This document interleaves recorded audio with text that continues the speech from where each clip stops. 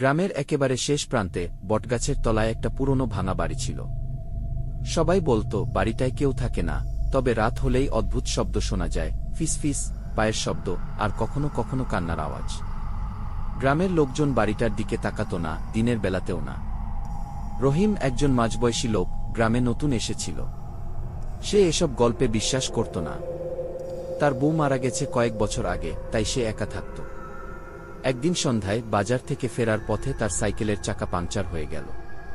Shortcut হিসেবে সে বটগাছের পাশের রাস্তাটা বেছে নিল। রাত তখন গভীর হচ্ছে। বাড়িটার কাছাকাছি আসতেই রহিমের গা ছমছম করে উঠল। বাতাসে কেমন যেন ঠান্ডা ভাব।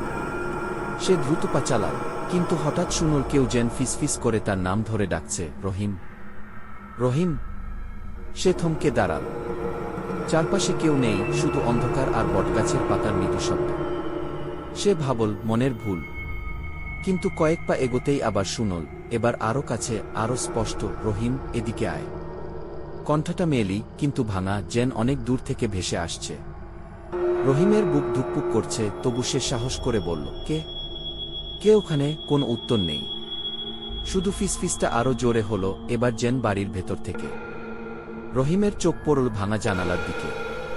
অন্ধকারের মধ্যে একটা ছায়া দেখল, একটা মেয়ের মতো আকৃতি, মাথা নিচু, চুলে মুখ ঢাকা। সে চিৎকার করে পিছিয়ে গেল, কিন্তু পা হড়কে পড়ে গেল মাটিতে।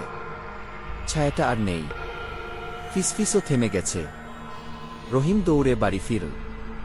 সারারাত ঘুমাতে পারল না। পরদিন গ্রামের এক বুড়ো তাকে বলল, বাড়িটায় বহু বছর আগে এক মেয়ে আত্মহত্যা করেছিল। তার নাম ছিল রাবেয়া। সে কাউকে ভালোবাসত, কিন্তু তার বিয়ে হয়ে যায় অন্য কোথাও। তারপর থেকে রাবেয়ার আত্মা নাকি ওই বাড়িতে ঘুরে বেড়ায়, কাউকে কাউকে তার নাম ধরে ডাকে। রহিম আর কখনো ওই রাস্তায় যায়নি, কিন্তু মাঝে মাঝে রাতে দরজা জানালা বন্ধ থাকলেও সে শুনতে পায়, রহিম, এদিকে আয়।